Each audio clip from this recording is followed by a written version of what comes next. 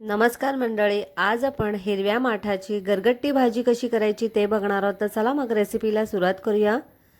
इथे मी हिरव्या माठाला स्वच्छ निवडून धुवून घेतलेला आहे आणि त्याची पानं मी घेतलेली आहेत। आता आपण याला बारीक असं चिरून घेऊया। माठ इथे बारीक चिरल्यानंतर एका कुकरमध्ये मी काढून घेतलेले आहे, थोडंसं पाणी घातलेलं आहे। त्याचबरोबर इथे मी भिजवलेले शेंगदाणे घेतलेले आहेत, साधारण 2 चमचे। आता याचा आपण कुकर लावून घेऊया। कुकरच्या इथे 3 ते 4 शिट्ट्या करून घ्यायच्या। 3 ते 4 शिट्ट्या केल्यानंतर तुम्ही इथे बघू शकता भाजी छान अशी आपली वाफली गेलेली आहे। आता याला आपण थोडंसं गरगटून घ्यायचं आहे, म्हणजे ही जी पालेभाजी आहे तिला अशी छान अशी घोटून घ्यायची, म्हणजे ही एकजीव होते। गॅसवरती मी इथे भांडा ठेवलेला आहे, यामध्ये आपल्याला 3 चमचे तेल ओतायचे। तेल छान गरम झाल्यानंतर यामध्ये आपल्याला 1 चमचा राई घालायची आहे। राई घातल्यानंतर पाव चमचा हिंग, इथे मी 7-8 लसणाच्या पाकळ्या ठेचून घेतलेले ते घातलेले आहे। त्यानंतर इथे मी जिरं घालून 5 ते 6 हिरव्या मिरच्या ठेचून घेतलेल्या आहेत ते घातलेले आहे। तुम्ही इथे हिरव्या मिरच्या तुम्ही तुमच्या आवडीनुसार घालू शकता, तुम्हाला तिखट किती प्रमाणात हवं आहे त्या प्रमाणात।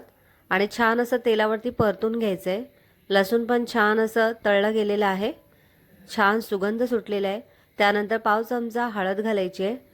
हळद घातल्यानंतर इथे आपण गरगटून घेतलेली माठाची भाजी घालून घ्यायची आहे आणि आपण इथे वाफून घेतलेले शेंगदाणे सुद्धा घालायचे आहेत। आता यामध्ये आपल्याला चवीनुसार मीठ घालायचं आहे। मीठ घातल्यानंतर इथे मी चिंचेचा कोळ घालत आहे। इथे मी 10 मिनिटांसाठी चिंच भिजत घातली होती ती घालायची आहे। चिंचेमुळे आमटीला छान अशी टेस्ट येते। आणि आता आपल्याला 7 ते 8 मिनिटं छान अशी याला उकळी काढायची, म्हणजे ही भाजी छान एकजीव होते। तुम्हाला जर का ही भाजी पातळ वाटत असेल तर तुम्ही यामध्ये 2 चमचे बेसन पीठ घालू शकता आणि तिला एकजीव करून घेऊ शकता। मी इथे बेसन पिठाचा वापर केलेला नाही आहे। मस्त अशी आपली हिरव्या माठाची गरगट्टी भाजी तयार झालेली आहे।